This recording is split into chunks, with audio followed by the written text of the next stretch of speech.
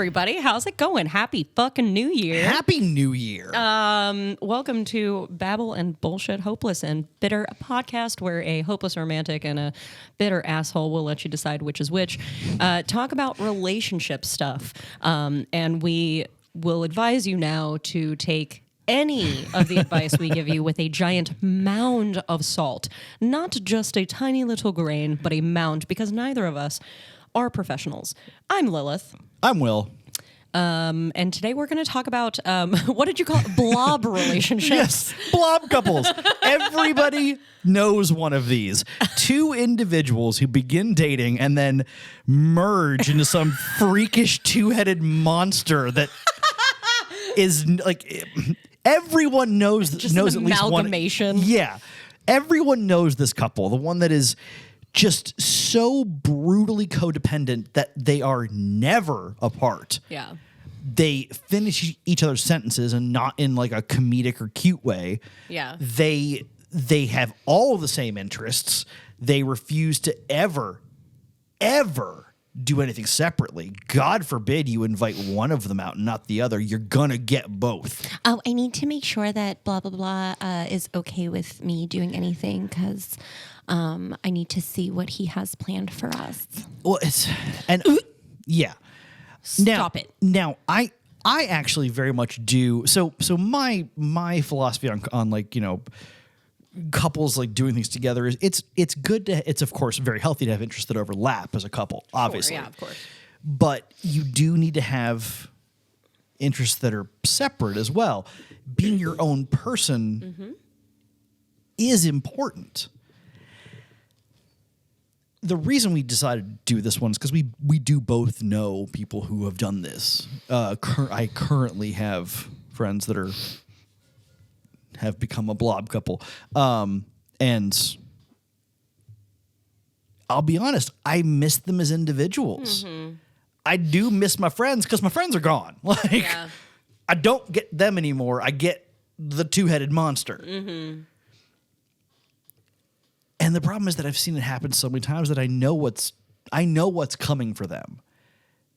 It's gonna get old for one of them. And they're gonna say something. And it's going to start a big old fight. And it's going to be an ugly breakup. And then the friend groups have to choose sides. I'm lazy. I will choose the side of whichever one happens to be near me at the moment. Because I'm not getting involved in this fight. Like, oh, you're giving me the option to wade into another couple's argument? Gee, thanks. Hard pass. Like... Everyone knows one of these couples, and so we decided that it would be a good idea to talk about how this happens, why it's unhealthy, and how to avoid it. Now, as we've said repeatedly, we are not experts in this, so this is all based on our own observations. Lil does actually have degrees in psychology. My degrees are in theater, so don't know why I'm the one talking about this. If you need to know how to light a couple, I gotcha. Yeah, I went to school for that shit. But See, when, like without context, when you say if you know how to light a couple, you thought I meant light them on fire, didn't you? Let me explain how to light people on fire. Which there are several days where that's all I want to do is light people on fire. So. Yeah, no, I've definitely had days where it's my very first thought is I should probably leave or someone's going up in flames. It's not going to be me. So I just want to light everyone on fire.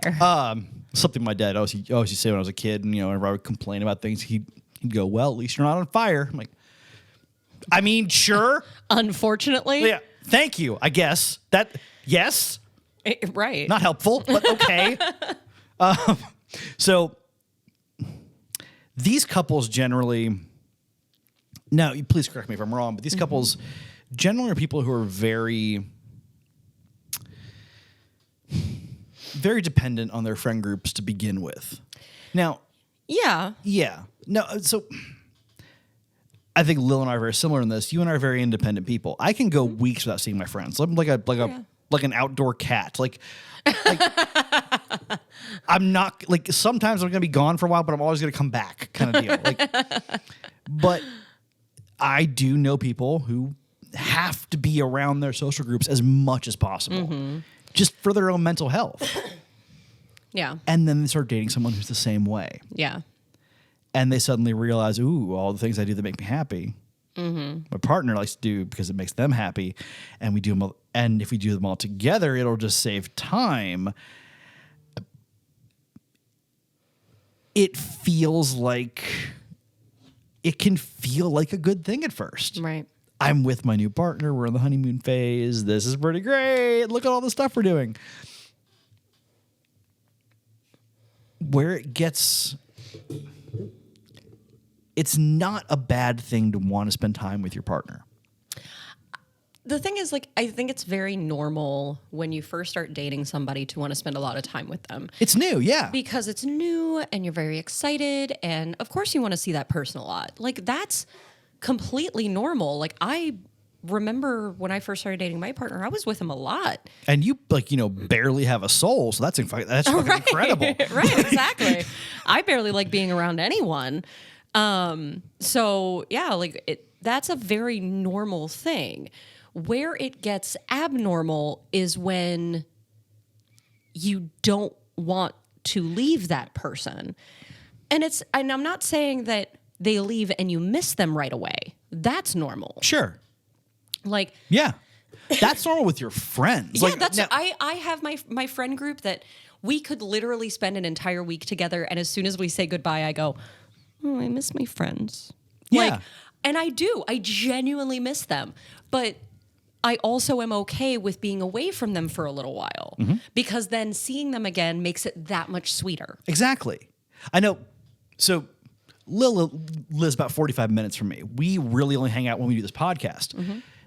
In a completely normal moment of human, well, I was going to say emotion, but it's me. So like human chemical firing in your brain. The synapses. Yeah. When you leave, like 10 minutes, I have no, that was fun kind of moment. Like, because you and I are enjoying ourselves. Yeah. And then it ends. Right.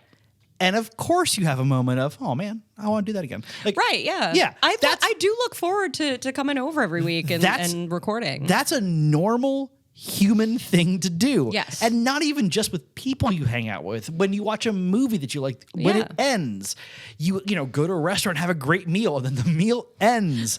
Like, I definitely get sad when food is gone. fuck yes. So do I. I'm like, oh, it's gone. Like, Oh no. so we're super ADHD, so they're tangents. Today's real bad. Yeah, super sleep deprived on my part. That's why I hate going to super fancy restaurants, because you get these tiny ass portions, but they're delicious. So like it takes 9 seconds to finish the meal, and you're just like, where's the rest of it? You just unhinge your jaw like a snake and just You don't have to. You're being served like a steak in a mouse thimble, and you're like, well, cool. There goes $75. But it's entirely normal to miss something when it stops. Yeah. And even if you know it's gonna start up again sometime soon, being a little bit sad that your enjoyment of a moment has ended is completely normal. Yeah, of course. So when your partner leaves, say you don't live together, your partner comes over, hangs out for a while, stays the night, whatever, they leave, it's totally normal to be like, oh man, Yeah.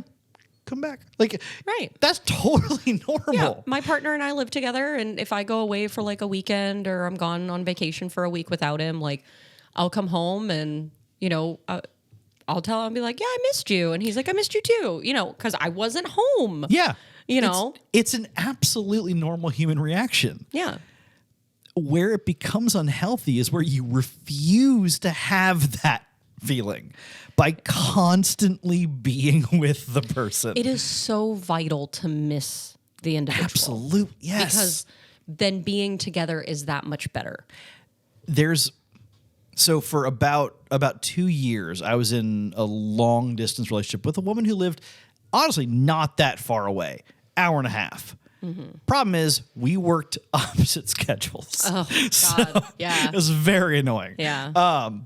So it may as well have been like super long distance Yeah, at that point. honestly, no. It, like, we may have been on opposite sides of the continent. Like, Yeah.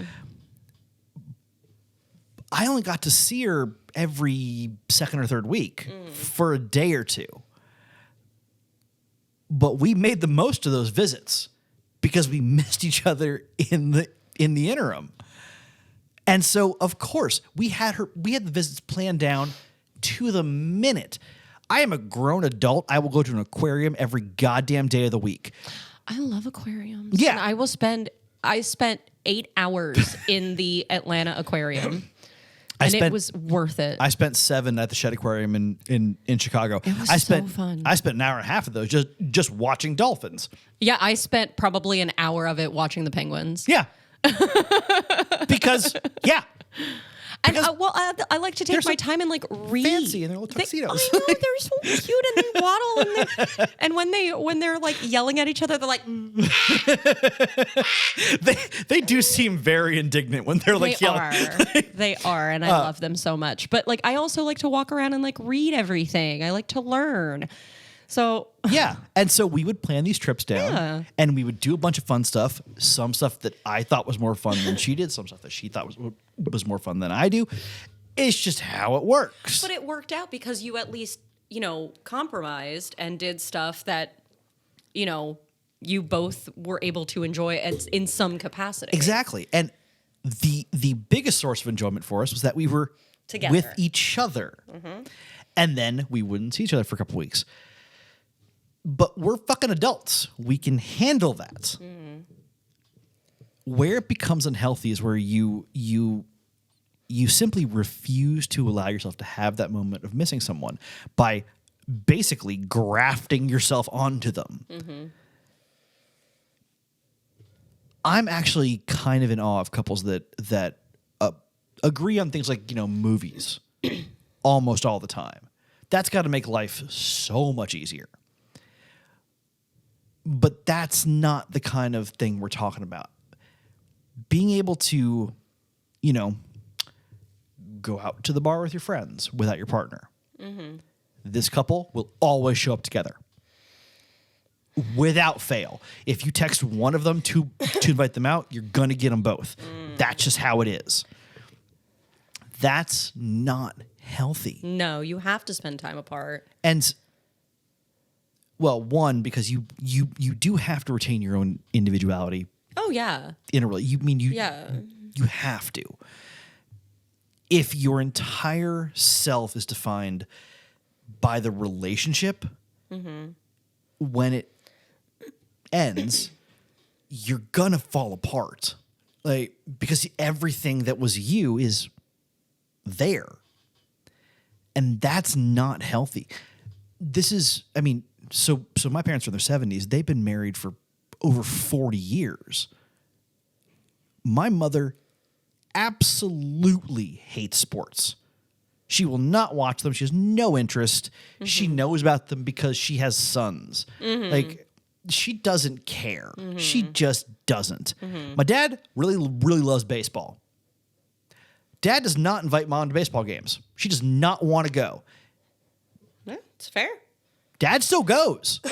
He loves doing that. Mom absolutely loves a flea market. Loves it. Dad hates it. Dad honestly could take it or leave it. But mom knows it's not something he enjoys. So when she goes, she invites a friend. If, her niece, my cousin, is in town, they'll go together. They have been married for over 4 decades, almost 5 decades. And they can do things separately. And they're fine with it. That is honestly one of the biggest tricks to any relationship, is to know that you can do things without your partner. Because you can. Guess what? Before you met them, you did all those things. Right, yeah. Well, I think the biggest problem, though, is that those people prior to getting into the relationship were being codependent with friends. Yeah. And that's actually...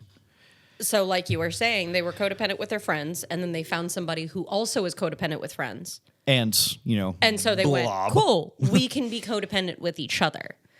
And I know people who are very codependent on friends and are not necessarily in a relationship currently, but there's somebody that I was friends with who I realized was a very codependent friendship type of person. Yeah. And I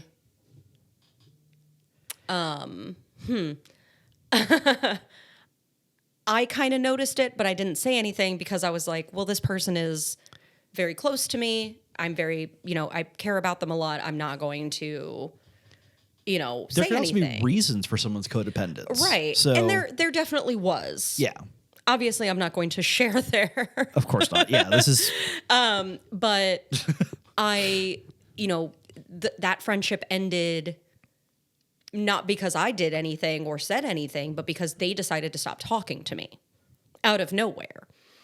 I have my suspicions, but they became very codependent on another person. Yep. And that's Because they realized they couldn't be codependent on me because I was doing my other things. Yeah. Because I was like, oh, I'm going to go do these things and these things and these things. And they weren't things that they were interested in. And so they were like, well, I don't want to do any of that stuff. And I was like, okay, well, after I do that stuff, do you want to get together and do something? No, not really. And I'm like, okay, guess I'll go play hide and go fuck myself. Like, Christ almighty, like my fucking bad. well, that's actually one of the big problems is that sometimes, and this is so. I think it's important to note that codependence with a social group can be a trauma response, and if that's the case, then it's not. It's less codependence and more of a I don't want to be alone Yes. because being alone got me hurt kind of thing. It's definitely trauma response for the most part. Yeah. And for this person, it was definitely a trauma response. And well, for a lot of people, it's also an anxiety thing. yeah, Like- and you would think, as someone who has major abandonment issues, like super big abandonment issues like myself, I would be more codependent and I would be more, attached. But Well, you hate basically everybody. So like, well, there's that. But there's also the fact that because I have abandonment issues, I have an anxious attachment style, which means I tend to keep to myself a lot more because I'm always afraid people are going to leave. it's the outdoor cat thing. You And- keep to yeah. yourself a lot, and then Yeah. you come around every now and then. Yeah. So I because of the fact that I have been needy in the past, and that has scared people off, It's easier to notice it in others. it's easier for me to notice it in others, and I have changed my behavior. I have found a happy medium. Because I used to, first I was super needy, and then I pushed people away before they could push me away, which is also equally as unhealthy. That's my go-to unhealthy move. Yeah, So, I'm like, oh well, if I just push you away, then you can't push me away. You- Fucking checkmate, bitch. you can't hurt me if I hurt you first. Exactly. Which has been my downfall for a very long time. And then I, did this thing called therapy. Seriously, everyone listening to this, fucking go to therapy. It's so great. Even if you don't think you need it. Seriously, swear to fucking God. I have been going to therapy once a month since I was 25. I am 38. It's so helpful. Now, there are many reasons why I've been in therapy that long that I absolutely will not go into on this podcast. But I cannot stress enough how helpful it is. Yeah, it is incredibly helpful. And I'm currently not in therapy. I quote unquote graduated from therapy a couple of years ago. I made that joke to my therapist once. He's like, "Yeah, that's like saying you graduated from alcoholism back to being a normal person." Like, no, you're still in recovery. Yeah. Oh, forever. no. And I definitely will always be working on things. You know, it's just now I have the tools to be able to work on those things. And if at any point I ever feel like I have to go back, I have the tools to be able to go back to therapy. I have those options. But when I did therapy for a while, there was a lot of soul searching and a lot of digging into past traumas and all this other stuff. And I was like, oh yeah, I used to be really needy. And now I, keep people at arm's length. And my therapist was like, okay, but that's not healthy either. And I was like, this is actually, this is one thing people don't know when they go to therapy, and I feel like you should be warned a little bit. Your therapist basically their job is to listen and make broad suggestions. Yes. And every now and then they'll make a suggestion that is so blindingly obvious that you feel like a moron for not even thought of yourself. There was a story floating around for years on the internet. I could not tell you where it started, about some guy, his therapist, and he said, sometimes I'm just so depressed. I don't even want to get up and make a sandwich. And the therapist's response was, you can just eat the ingredients for a sandwich without putting them together, right? And that's what a therapist will do to you. Yeah. And you'll be sitting there going, but. Yeah. And that's, that's what when I said, oh yeah, I, tend to keep people at arm's length, or I don't really try to make friends anymore. Or, when I start seeing, a shift in somebody, I tend to just cut them off. And then my therapist was like, no, that's not okay either. Neither of those things is okay. You need to find a happy medium. The keeping people at arm's length is not necessarily a bad thing as long as you are doing it in the correct way. You're learning about them, so you're, slowly letting them in. That's fine. That's acceptable. But keeping them there after they have already earned your trust, no, stop it.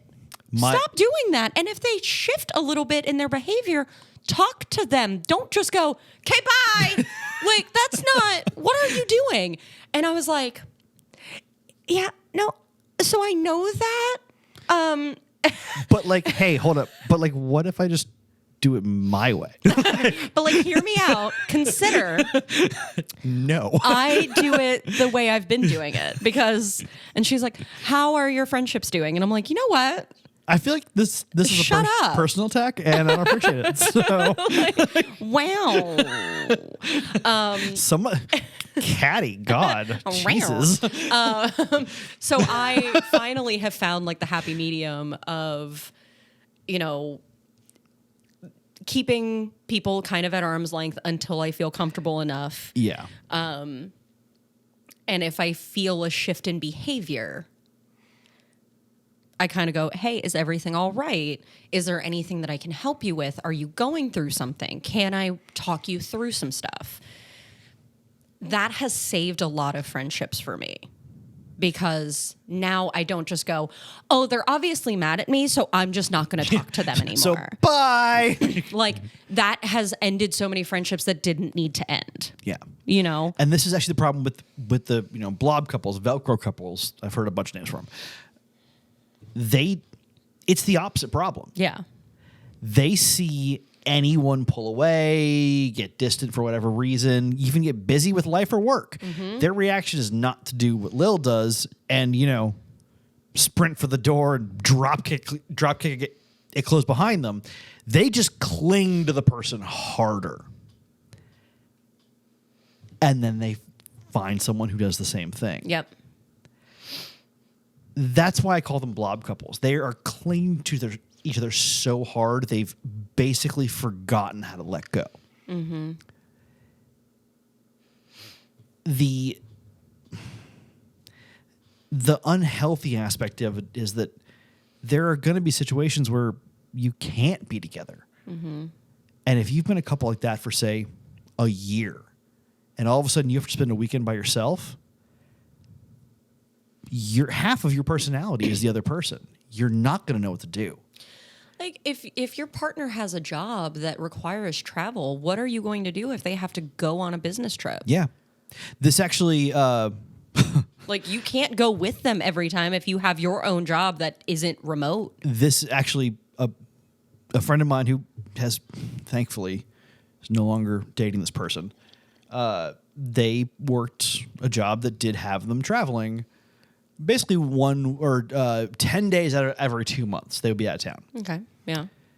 They started dating their new partner. First time they went out of town, they came back. Their new partner was inconsolable. You've been gone for so long.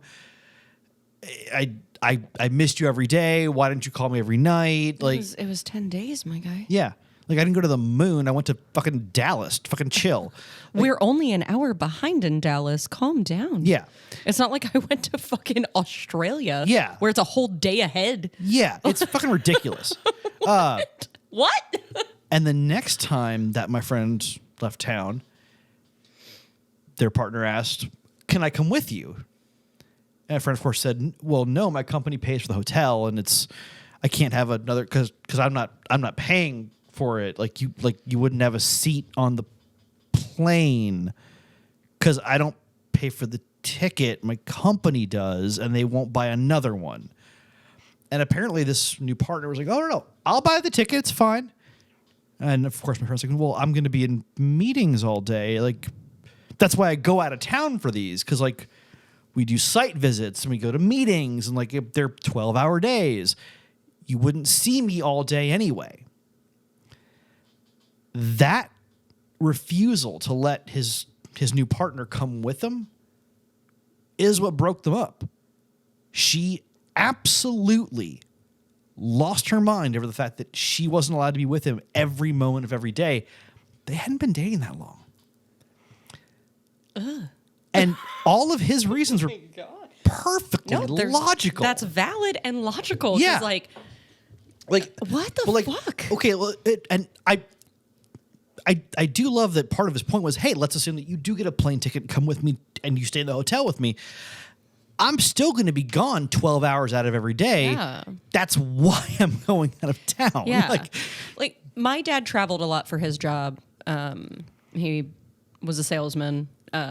And he did like international sales. Also had a bunch of daughters, just wanted to be out of the house. But like, he had. It was all estrogen in his home. He loved it, honestly. My dad, like when I was born, they were like, "Do you want to try for a son?" Before they tied my mom's tubes, and they were like, "God, no." I have 6 sisters and a little brother, and honestly, my dad really wanted a boy, and that's why I'm here. Oh, gotcha. My little brother was that like a second honeymoon. Oops. They were like, "Oh, but because you were adopted." yeah. So- Mom was told she couldn't have any more kids. So Whoops. oopsie daisy. But Dad honestly loves being the father of daughter. Like he just fucking loves it. My dad loved swimming in the sea of estrogen. Like There's loved every second of it. Had no issues. Just loved because he grew up with all brothers. yeah. So he knew what boys were like. And so when they were like, would you like to try for a son? He was like, fuck, no, God. I'll be I know honest. what boys are like. No. I'll be honest. The majority of the physical and mental scars that I have from growing up are thanks to my sisters, not my brother. Right. You ever had a hot curling iron tomahawked at you? Because I have. So Can't say that I have. No. My sister and I were not.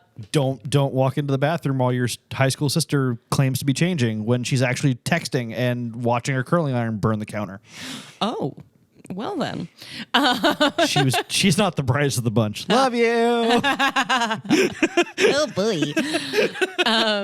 So She knows who she is.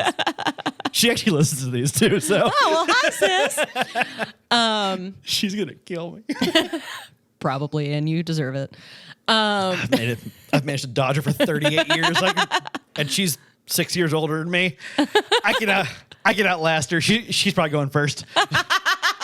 Wow, you better not take She's that. gonna sis. walk through that door and murder me right now. Yeah, don't take that. Her ears are burning right now. She's like, he's talking about me. She lives in Denver. I think I'm safe for the moment. For the moment.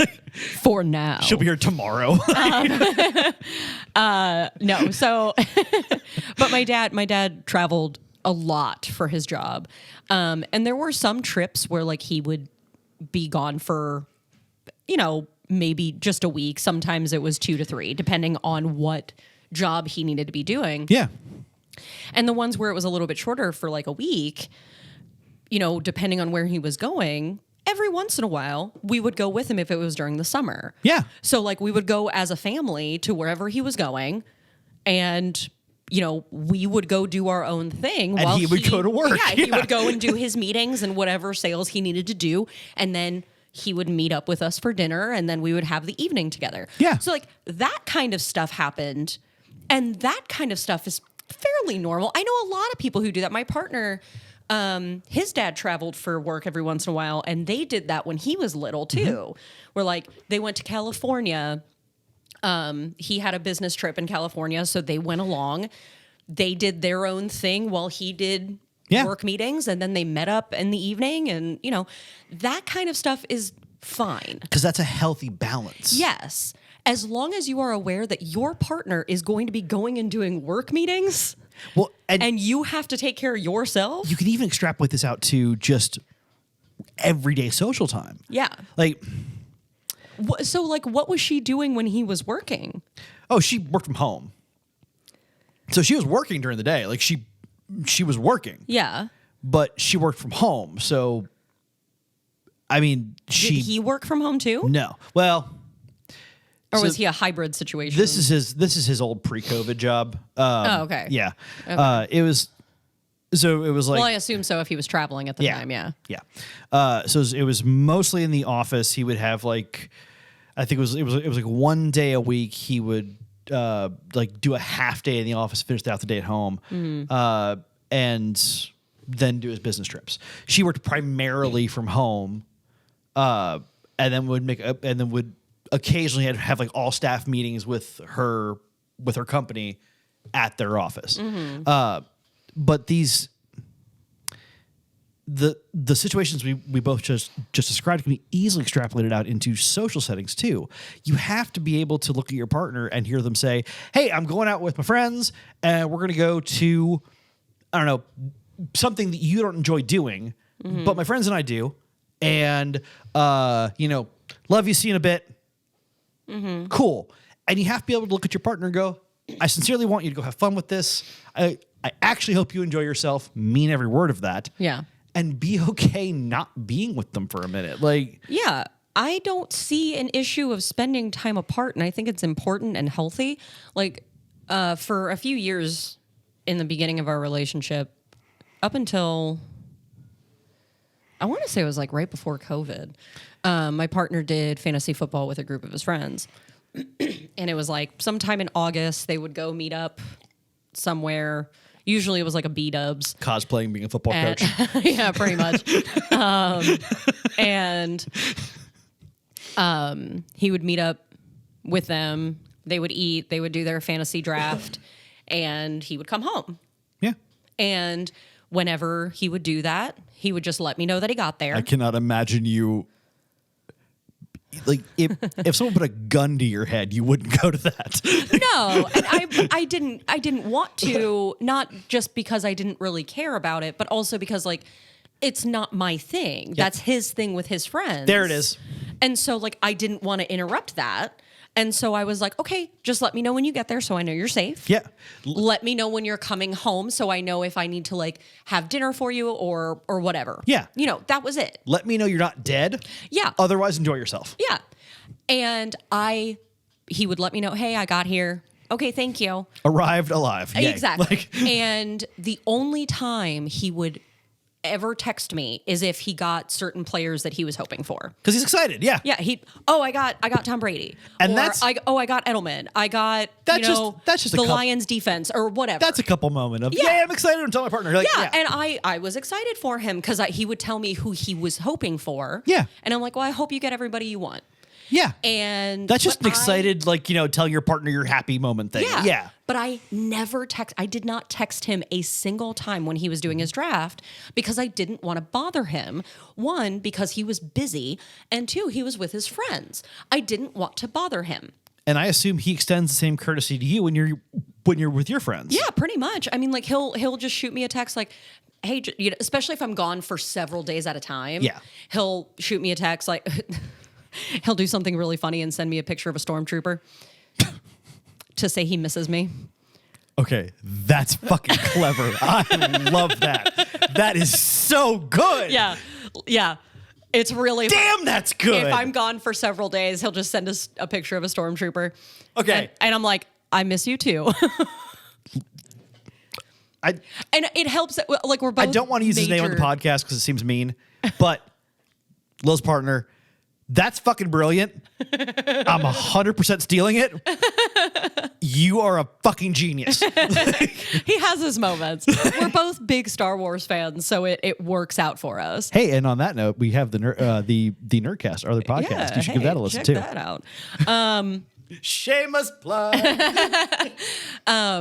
But, you know, he'll, you know, if he sees like an article that he thinks I'll enjoy, he'll send it to me. Yeah. Sends me random like Instagram things, you know, just little things throughout while I'm gone. Yeah. If I'm gone for several days. And these are just little happy things you do for a partner. Like, Not trying to keep a conversation going. Yeah, it's not tell me what you think of this meme. Yeah, It's or like laugh at this. Done. Yeah. Or, you know, he's not going, what are you doing?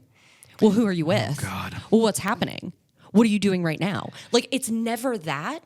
And like sometimes I'll send him, you know, quick little texts like, "Oh, you'll never believe what just happened." Like, especially if I'm on vacation somewhere without him, and I'm like, "Bro, something's just like super fucked up," and I'll like tell him the fun story or whatever. Yeah. Or like sometimes I'll give him a call one of the nights that I'm gone. And that's You know, just to have a quick chat. honestly everything you just described is a normal, healthy relationship. Yeah, like, because we don't try to bother one another because we're trying to spend time separately. And so we can appreciate each other when we come back home.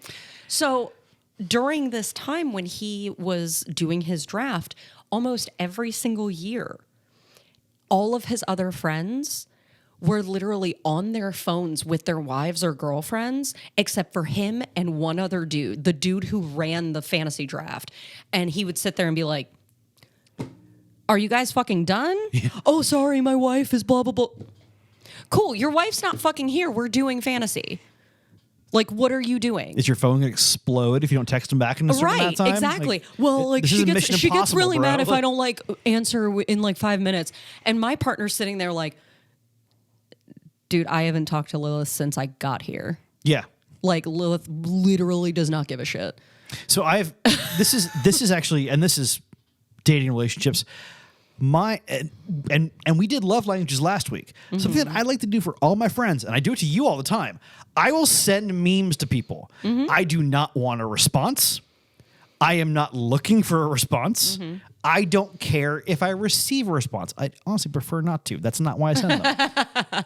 I literally see them and go, "This will make somebody laugh," and then I send it to them.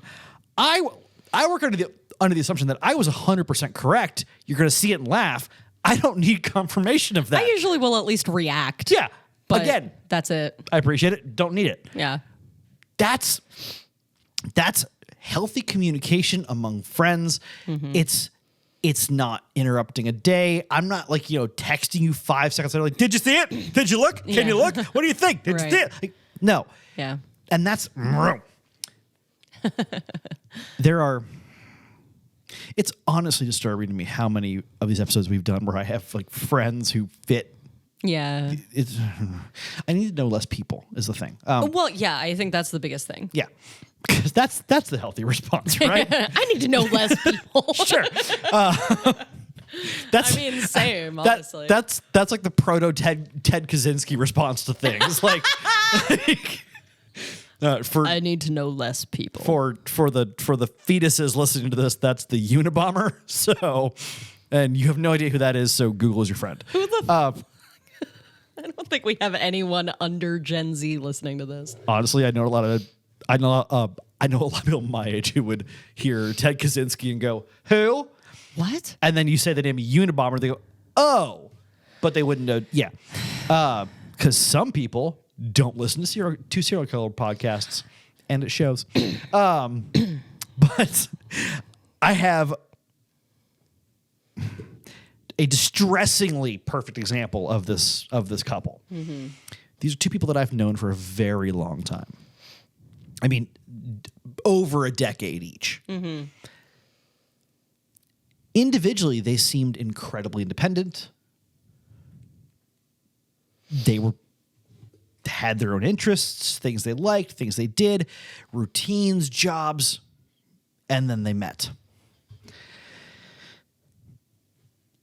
I've never seen them without the other person in 3 years. Oof.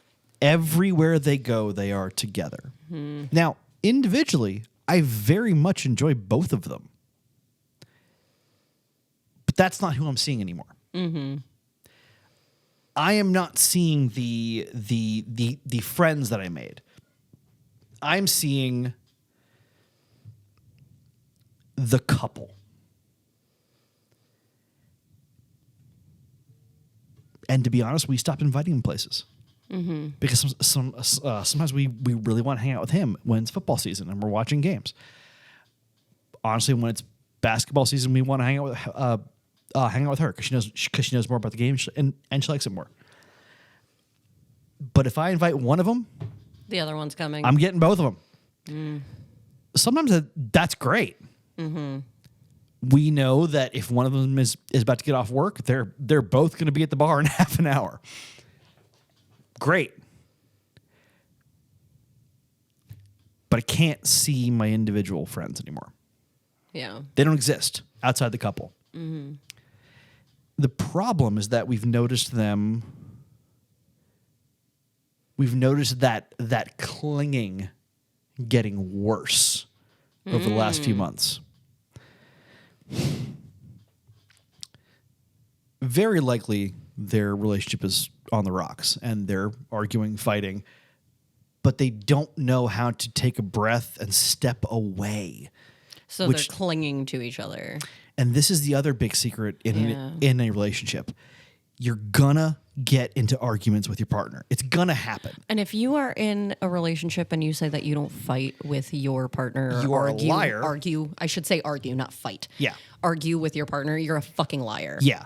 And Arguments happen. Arguments happen, and if you don't argue, you need to reevaluate because that is a normal thing. Or you're both sociopaths. Right. Well, you are two very different people. You can be very similar in a lot of ways, but still be two very different people. And arguing is not a bad thing. No, it's normal. It's a very normal thing. It's when they turn into fights. Yeah. That's when it's not a good thing. But arguing is fine. It's normal. It's a healthy thing. You need to have them because you are in each other's fucking space more than anyone else. Yep. And this was something that a friend of mine told me. When you get into an argument with your partner, somebody needs to take their phone out and put a 5-minute timer on. And at the 5-minute mark, you both need to walk away from each other for half an hour. Not to avoid the fight getting worse, but so both of you can take a deep breath and calm down, and come back to the argument and finish it rationally. Yeah. Because that's all an argument is you both very much want to have a rational discussion, but your emotions are heightened. Yeah, exactly. That's all it is. The problem with the blob couples is when they begin to fight, they don't know how to separate. Separating feels bad. That's what they've been trying to avoid. So they cling to each other even more.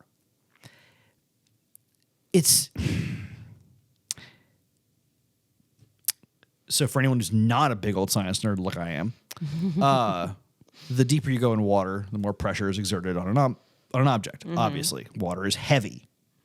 Right. That's why there's only so deep we can go into the ocean. Yeah, without, crushing underneath its weight. Yeah. That's kind of what happens to these blob couples. The pressure just increases and increases and increases until eventually the relationship can't stand the weight anymore and it collapses. But a lot of times the people in these relationships don't understand why it happened. they don't get that clinging Yeah. is what made everything so much worse. And everyone around them is telling them, no, you have to just You have to separate. for half an hour. Yeah. Just 30 minutes. I just need you to. Yeah. Yeah. Like you go in there. Disgusting noise. I'm so sorry. Really well. I'm not editing it out, but still. Like you, Because every time you say blob, that's the noise that Yeah. I'm picturing in my brain. Is like they're walking together and going.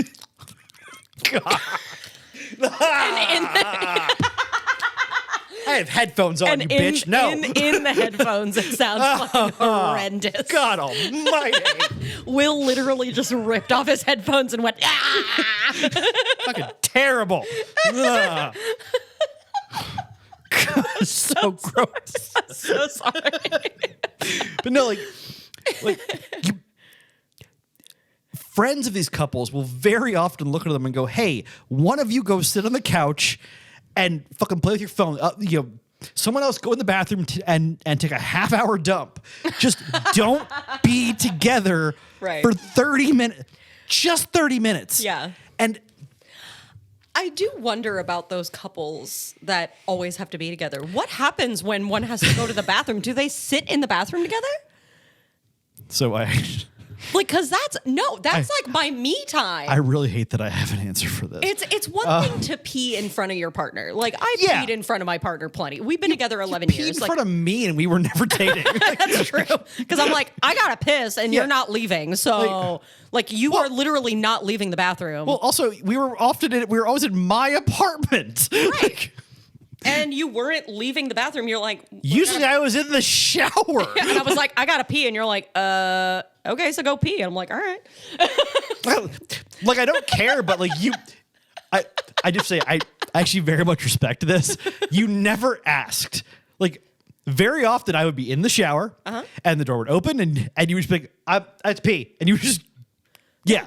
I just had to pee. It's just pee. Like, it's Well, yeah. everybody has to pee. But I love that you just assumed I'd be okay with it. And we're like, yeah, I'm not going to question that assumption in any way, shape, or form. Yeah, Done. it was fine. At that point, you had seen every part of me. Well, also- it was no big deal. I think part of the logic in your head also was, what the fuck's he going to do about it? He's in the shower. Exactly. I was at least nice enough to not flush while you were in the shower. Yeah, every apartment I've lived in that could have either scalded or frozen me. Exactly. And there was no way to know which one. Yeah, so I waited at least. Thank you for that. But like, what happens when you got to do the other thing? So, like I said, I very much hate that I have an answer for this. I don't like that you have an answer. I don't either. I'm concerned. So my blob couple friends, before COVID, they would host every other week or so. We would do like a group dinner at their apartment because he fucking loves to cook and he's amazing at it. Yeah. She also loves to cook, and he gives her tiny tasks to do that don't matter because she's very bad at it. Not everyone has the cooking skill. I am not judging in any way. Yeah, you can enjoy cooking and not be good at it. Yeah. Whenever one of them goes to the bathroom, the other stands outside the door and talks to them No. through the door. No. Leave. No. Every once in a while, sure, especially if you're in the middle of a conversation. Yes, absolutely. If you're in the middle of a conversation and you got to take a dump, Like, fine. sure. Yeah. Fine. But, like, not every time, my guy. it's honestly... That's weird. See, I have... That's way too close for comfort. And that's why they're my blob couple example. Also because they won't listen to this. But everything they do, I can't give you a clinical reason why it's unhealthy. I'm not qualified to do that. It just gives me the fucking heebie-jeebies all the time. Yeah. Everything they do, I'm just like, that can't be okay. It's not. like nothing about that feels right. And there has to be something underlying with the two of them. Yeah, and I don't know what it is. Obviously, I don't know them, so I can't say for sure what it could be. But This is the other part of this though. A lot of people will look at someone who gets that clingy and be like, "Oh God, get the fuck away from me." When really, what you should be saying is, "Hey, why are you this clingy with people? Because Like, are you okay? yeah, because sometimes it's a I know for me personally, I was wildly unpopular in high school because I was a theater nerd, and basically all the acne that no one else in my grade got came to me. So But now you have such a clean face. now I'm damn near 40 and my face is not caught up. So yeah, my hair's gone gray. My face is still like I'm 22. It's not. It's so weird. I'm like part Benjamin Buttoning over here. It's fucking strange. But I very much wanted to date in high school. Couldn't do Everybody it. does, Yeah, yeah. couldn't do it. Did have a girlfriend for 2 years of high school. We broke up when she just one day told me we were broken up. No explanation, no reason given. Just, hey, cool, we're done. Bye. Lovely. That's so cool. High school, anyone in high school sucks. Literally everyone in high school is terrible. Yeah, and the people who think that high school was the best 4 years of their lives, I am not friends with those people. Yeah. Anyone who you can look at and honestly say, cool, you peaked in high school is not someone I want in life. And Yeah, exactly. Yeah. Like Yeah. if you're nearing 40 and you still talk about your high school football career or which senior superlative you got, you need to not be within like earshot of me because I will hurt your feelings. Like that's happening. I'm not saying I might. I'm guaranteeing I am it. hurting your feelings. Because it's so easy. Right. But I developed this really skittish attachment style. I wanted to be near people. I wanted those connections, but I always left myself an escape hatch. And I was not afraid to tell people about it. It was that, hey, the minute you do anything I think is even remotely shady, which it won't be, but in my delusional mind it is, I'm going to bail so fast you're going to hear a cartoon whooshing sound. Like it's, yeah. And people didn't want to get close to me because of that. Yeah. I didn't understand it at the time. And then I started going to therapy. And my therapist was like, okay, we're starting with that shit. Okay. Let's start there. Yeah. And now I get it. Right. If you're gonna be in a relationship, in a friendship, if you're gonna let another person into your life, you have to roll the dice on it. You just have to. And sometimes it ends badly. Yeah. But sometimes you get great people out of it. I'm still on the fence about you. You're like somewhere in the middle. Yeah, like, no, that's fair. Every now and then I'm like, yay, good friend. And every now and then I'm like, they might honestly murder me in my sleep. I don't know. Hard to tell. Oh, and now you know where I live. That's not helpful. Yeah, and if you move after this lease is up, you're still going to have to tell me where you live. God. Because, yeah. It's like being stalked by a tiger who hasn't decided if it wants to kill you. He's just constantly behind you like, I don't know. Maybe. Maybe today is the day. But that's once I got into therapy and was told that's how I interact with people, my therapist also pointed out that, hey, if you don't address this, two things will happen. One, you'll continue as you are and you really won't make any strong connections with people. Or you'll attempt to overcorrect in the other direction way too hard. And that's how you get the super clingy couples. Most of the time, it is a reaction to being hurt in a previous relationship of some kind, and it's just a wild overcorrection the other way. Yeah. And you know what? I understand that response. I really do.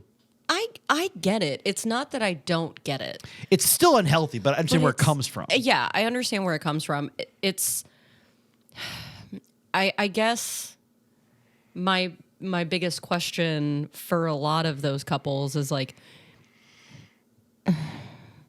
does it not get annoying to be around that person all the fucking time? Because I swear to you, there are days where like my partner will do literally nothing. Nothing at all.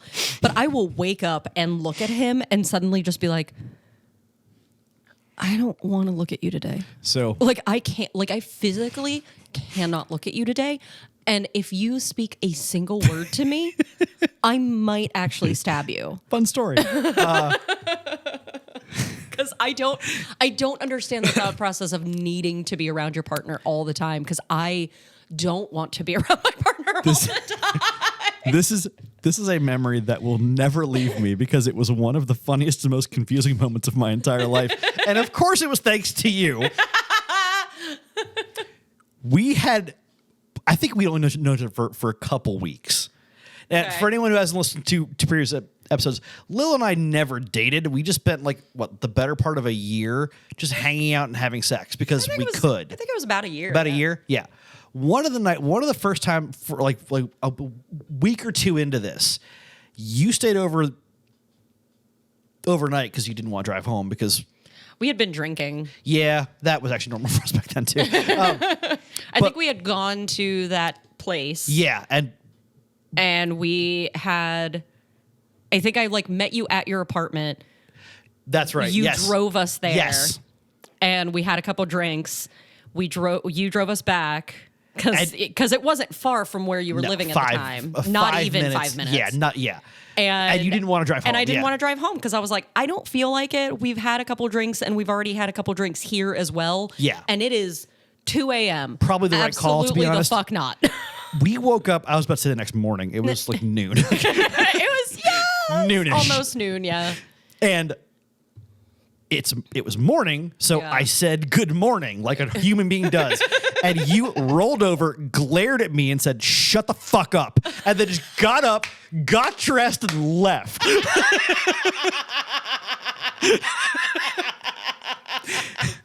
I cannot remember ever being more confused in my entire life because literally every word I'd spoken to you in the last 7 hours was good and morning, and that was all.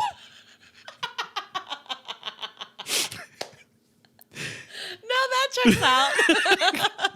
It was very puzzling. And you texted me like later in the day, like, "Sorry, I'm in a mood." And I was like, clearly, I don't want to know what it was. Nope. I don't do well very first thing in the morning. Dear and God, no, you do not. And you were just way too chipper first thing. Yeah. That doesn't I sound think like me, but it probably happened. You still had hope. Yeah. You still had hope. You still had hope and Naive hopes. little me. Yeah, you still had hopes and dreams. Yeah. And at that time, you were very, because I do remember that, and you looked at me. You were like, "Good morning," and I was like, "The fuck." Yeah, no, you look disgusted. I was like, who the fuck do you think you are talking to me before coffee? What? No. Nope. So- We're not doing this today. For anyone who would like to extrapolate this story out, Lil and I record these podcasts usually around noon on a Sunday. Every time Lil shows up, first thing I do is hand her a giant mug of coffee. Them? God damn, I've done it twice today. Yeah, you have. Sleep deprivation. Yeah, are not it's okay. friends. Every time they show up, the very first thing I do is hand them a giant mug of coffee. I've learned my damn lesson. Yeah, you have. And I've already been awake. Oh, And have had I'm at not least risking that. Yeah, at least 2 cups of coffee at that point.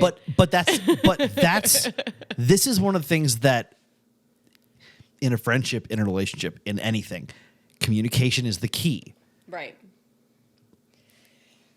Those blob couples in that moment where one is angry and the other is not would have just latched on to each other, pretended everything was fine, while one of them silently stewed and the other went, "I don't know what's happening." And that's the unhealthy part. That's the part that really fucks people up is Yeah. you have to be able to have an argument like an adult. Yeah. You have to be able to look at your partner and go, "I love you and I love being around you, but not for the next 20 minutes." Yeah. Like, still love you, just not need you to not be here for like a little bit. Yeah. Like, that's fine. Right. there's a phrase that is taught to people who study early childhood education called parallel play, where kids will play with different toys next to each other. Mm-hmm. Adults need to be able to do that in a relationship, in a friendship. You need to be able to be with someone, be doing different things, mm-hmm. and be okay with it. Mm-hmm. I'll be honest, I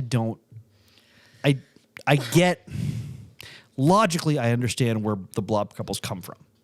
Yeah. I will never understand how anyone lets it happen. It's, from the outside, and could just be because, of how my brain works, that would be my hell. Yeah. Like, same. That sounds like a nightmare. Yeah, same. I need me time. I need to be alone. Yeah. I love being alone. I take, as a rule, one of my main source of income is working live concerts. After I work a show, they're usually at bars and venues around the city where I know the staff. I will go sit in the darkest corner of the bar, drink a giant bottle of water and, some bourbon. Mm-hmm. And I will basically ignore everyone that tries to talk to me. Mm-hmm. I won't be rude about it, but be like, hey, I just need a minute. Thanks. I peopled a lot. Yeah. Like, because you don't. Yeah. Like, what you're doing is wrong. Stop it. Your existence? Yeah. Wrong. Yeah. Everything about this incorrect. Go away. But I need that moment of detox, of take a deep breath. Yeah. And then I need to come home and I need to put on something I've seen a million times that does not require my attention. Mm-hmm. And just be by myself for a while. If I had a partner who demanded my attention 24/7, I would no longer have a partner. Yeah. I'm not saying I'd commit a murder. I'm saying I'd break up with them. Like, sorry, people who listen to these are weird, and I just need to confirm that I'm not endorsing murder. I would simply end the relationship. Like, again, not through murder. Like, oh my God. But that reaction I wouldn't have to think about that twice. Mm-hmm. It would be, hey, could you please stop bothering me? Okay, you're not gonna stop bothering me. Cool, you're single now. Bye. Like, right. I'd be nicer about it than that. Maybe. But I don't understand how anyone lets themselves, watches that train coming and lets it hit them. It makes no sense. Because every blob couple I've ever known from the outside, it looks awful. Mm-hmm. We also don't know from the outside what it is like on the inside, because it's very possible that both of them consent to blobbing together. Absolutely. And I'm more than willing to accept that there are some of these couples who 100% vibe on that and are completely happy in that scenario. Yeah. Absolutely. Sure. But the couple I was referencing earlier, they're very clearly unhappy. Mm-hmm. And they've entered a stage of basically relationship chicken. Like, right. Neither one is going to break up with the other, but they're just daring the other person to do it first. Right. I mean, that can end in 50 years with one of them on their deathbed going, I win. Like, it's I hope it doesn't come down to that. I hope it doesn't either. I really hope that they find a healthy breakup. Me too. And that's the thing. That's rough. Yes, breakups suck. Of course they do. Especially when you still care about that person. Absolutely. And this is okay. Again, I will clarify this so that you don't throw things at me. Lil and I never actually dated, but there was a while where we stopped hanging out. Mm-hmm. When we started hanging out again, there really was no reintroduction. Mm-hmm. We just started hanging out again. Yeah. It was fine. Yep. Because we stopped hanging out by being adults, having a conversation where I basically said, I'm interested in dating this person. Mm-hmm. She thinks it's weird that I'm sleeping with you all the time, which was fair. Yeah, especially since you wanted to be in an actual relationship. Yeah, that was actually a terrible choice on my part. I mean, I'm not going to say that I was right, but that's fine. No, you were. This is one that I'll happily concede a loss on. So Will comes to me and says, I'm interested in this person. And I said, okay, tell me about her. And so he does. And I said, I'm going to tell you right now that I don't think this person is right for you. But I was also 25. Yeah. But I will support you if you want to pursue this individual. Basically, you watched me hold a match up to a bucket of kerosene and then said, that's going to burn you, but I have more matches. Right. I was like, if this is what you really want to do, I am going to be your friend and I'm going to support you. And I am okay with ending whatever the fuck we're doing. And I told you, no, it'll be fine. She likes me. It's fine. No, it's fine. Yeah. I could not have been more wrong if I told you that water is dry. I want to say 6 months later. So we broke up. 6 months? No. That lasted all of like a month and a half. Was it? Tops. Oh, yeah.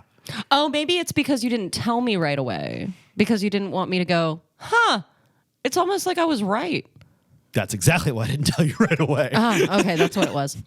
Really? I still have like a shred of an ego left. No. Back then I had the like ego mountain I was climbing on. But no, I didn't want you to be right. Are you kidding me? So maybe it was like 3 months that you came to me and you were like, so you were right. And we broke up and I was like, what happened? Yeah. Basically in that tone of voice too. So she was kind of a bitch. Oh, yeah.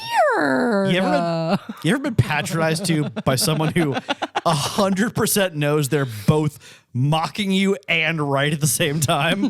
Because there's no way to recover from that. Like, you're just done. It's kind of like being on fire and watch someone walk away with a fire extinguisher. Yeah. Like, you're just like, go. Fuck it. Never mind. I mean, it's fine. It's whatever. I still was kind enough to be like, okay, that's fine. You do you, buddy. Because you came to me as an adult and said, I'm interested in this person. And I said, all right, that's fine. We can stop. Like, and no biggie. This is how adults communicate. It didn't hurt my feelings. Yeah. Because I wasn't interested in dating. So it didn't matter. And that's the reason you and I were able to actually maintain a relationship going forward. Yeah. Is because we did not pull the relationship chicken or blob moment and take the absolute wrong approach. Yeah. We discussed it like adults. Mm-hmm. That was the end of it. Yeah. And everything we're saying in this episode of the podcast can honestly come down to having a discussion like a goddamn adult. Mm-hmm. That's literally it. Yeah. Now, I will say I do not advocate for anyone inserting themselves in someone else's relationship. No. If you watch your friends making dating mistakes, you kind of just have to let it happen. Unfortunately. Honestly, yeah, some people need to crash and burn to learn not to do that. Like it just has to happen. Like, yup. It's unfortunate. It does suck, and it sucks watching your friends get hurt, but there's nothing you can do about it. Nope. Especially if your friend is a straight dude and is super into a straight woman, he's no longer thinking with the head that you have any influence on. So it's not, whatever you're about to do is not going to be helpful. He's not hearing you. I promise. Nope. Nope. Because you're saying words and what he's hearing is vagina. That's it. You've not communicated. No, just give up. But it's not a bad thing to tell a friend, hey, this relationship seems unhealthy and I hope I'm wrong.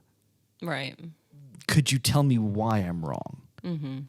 because that makes them have to look at it objectively. If you walk someone to the realization themselves and make them come to the realization, then you just have to go, I'm really sorry. This is none of my business. And then it's out of your hands. Yeah. But you can't, if you have a friend who's, done this two-headed monster blob relationship, you can't walk up to him and go, this is unhealthy. You need to not be doing this. Right. They won't lose a partner. You'll lose a friend. Yeah. That's just how it is. And sometimes you just got to watch them get hurt. Mm-hmm. Or, start picking out a wedding gift. I recommend a stand mixer. It works for every couple. Am I wrong? You're not. You're not. It's the perfect wedding gift. It does not matter what the couple is. If you ever see a stand mixer on sale, fucking buy it, put it in the closet. You're going to go to a wedding at some point. There it is. Done. And they'll probably have it on their registry. So I fucking hate that I know that. I really do. But there's so many weddings. Oh, I'm not jealous. Guest never in the wedding. I don't care that I'm not getting married. Going to weddings gets expensive. Like, seriously, I have a suit. And I went to 9 weddings this past summer. I had to get dry cleaned every other week. You know way too many people. Oh, God. Yeah.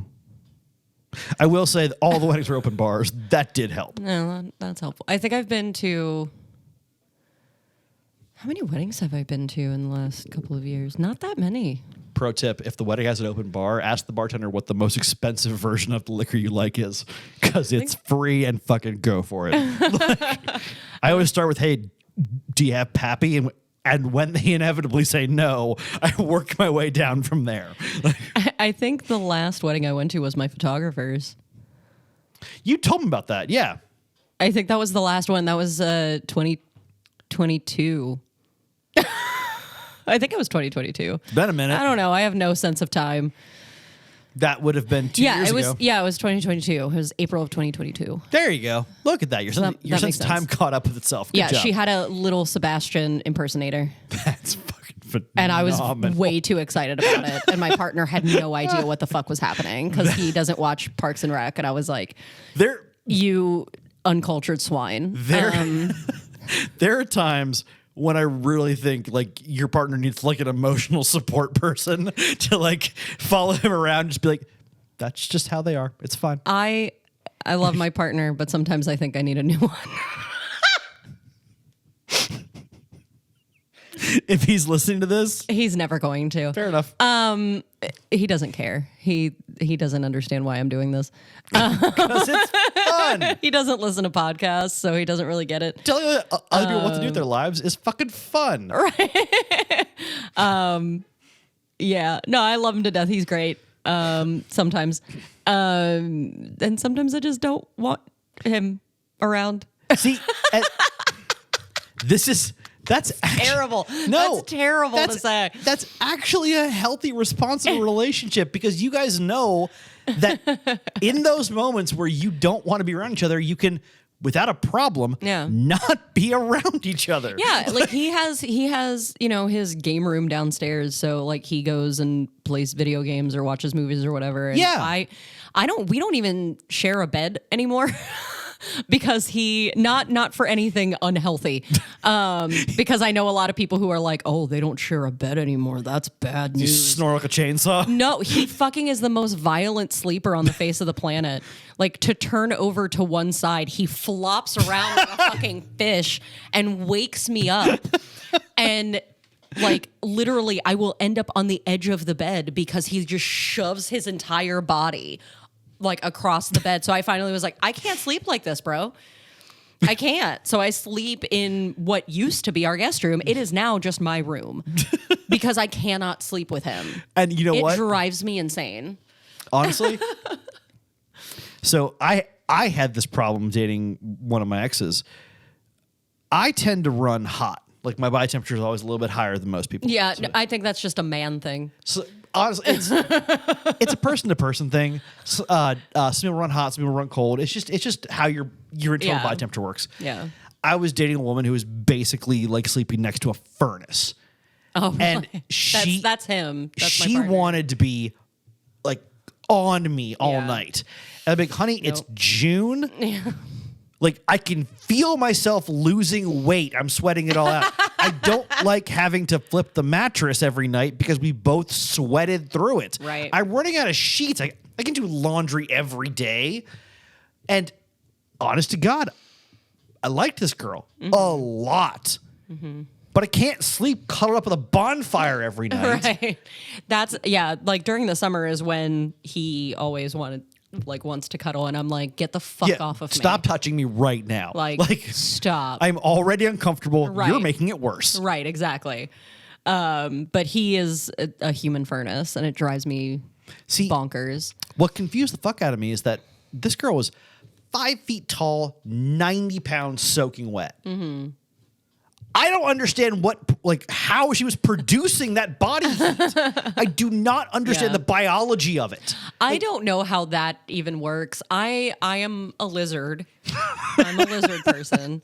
I can vouch for that. I love warmth. Like what is happening right now outside is offensive and obscene. It's honest to God not that cold outside. It's too cold for me. It hits anything below 50 degrees and I'm shaking like a chihuahua. Like I am miserable. Look. It doesn't help that Ohio is constantly just gray as well during the winter. I'll be honest, it does feel colder here. Yeah. Because the cloud layer looks like it's sitting on top of the buildings. Yeah. Like it's fucking miserable and I am not happy. It gets, like I said, it gets below 50 and I'm immediately shivering like a chihuahua. I'm like, See, I'm the opposite. I need a heat lamp and a hot rock to bask on, like at all times. See, I'm the opposite. I walked up to Target this morning because I live near a college and I refuse to drive my car around here unless I absolutely have to. That's fair. And I left the house in a decently warm jacket and a t-shirt. Mm-hmm. That was fine. It was actually perfectly comfortable. I brought in my winter coat. Oh, I saw it. It's an expedition parka. Like it has a furry hood and everything. Yeah, it's the kind of thing you see pictures of Ernest Shackleton wearing at the South Pole. Like I am very I get cold very easily. I also have trouble, and I think this is also primarily a neurodivergency thing. I struggle with regulating my temperature. Like I will literally have on my cardigan and my heated blanket, and then within 30 minutes I'm like, okay, I got to take one of these off, and then 10 minutes later I'm like, oh, I'm cold again. Like I can't regulate my temperature. It's so fucking irritating. This sounds ridiculous, but this is a trick that anyone who knows outdoor survival will vouch for. If you are cold in bed and you can't seem to, and then you pull your comforter up, but then you're too warm, and you stick your foot out, but then you don't like that. If you can't figure it out, if you're always cold, sleep naked, get under your comforter. Mm-hmm. Your body heat will radiate off of you, get trapped under the comforter, and create something comfortable underneath your comforter. It actually works. That's why you always hear in movies cuddle naked for warmth. That's actually a thing. No, yeah. Yeah, it is. But if you do that under a comforter, you will actually, your body is controlling the temperature under the comforter, and your body can adjust its temperature to where you're comfortable. That makes sense. It actually works. Now, I know people who think it's beyond disgusting to sleep in the nude. Those people are out of their minds. I sleep naked. I sleep naked every single night. Not every night, but literally every single night. You hear that, ladies? It's not a sex thing. It's a comfort thing. No, I know. I am damn near 40. I do things for comfort reasons at this point. Seriously, right now, slip on fucking shoes. Not even kidding. I love these damn things. So on that note, I think we're done here. I'm gonna try to start ending these with some coherent advice. Oh, okay, go ahead. If you have friends who are in a blob couple, really all I can say is be there for both of them. It probably is not going to end well. And when it ends badly, they're going to need your support. They just are. Yes. Because they're going to be kind of lost. Yeah. And that's really the best you can do. Like, I wish there were more. I do, but you're watching a train wreck unfold, and you're just gonna have to, help clean up afterwards. Yep. But really, if they're your friend, that shouldn't be a problem. Absolutely. And that's how you deal with blob couples. I know it took us a while to get there because we had to explain everything, and we have super bad ADHD. But that's really what it is. Yeah. That's what it boils down to. And we have no idea what we're going to do for our next episode. We decide these literally the day of. So Yeah, pretty much. We'll think of something. no, yeah, that's easy. Yeah. And we'd very much appreciate it if you would continue listening and subscribing on YouTube and Spotify. You can go to our Patreon and sign up, but currently there's nothing there. Eventually, it's going to be bonus content, video episodes, that kind of thing. But we're going to wait till we have some more subscribers before we start investing in the equipment to do that correctly. So if you'd like to see their gorgeous face and my somewhat like normal white dude face, which is what it is. You are the generic white guy. Yeah, like prototype white guy. Like it's honestly depressing. You're what they use in AI. Yeah. No, I'm what they used to train an AI to recognize every white person.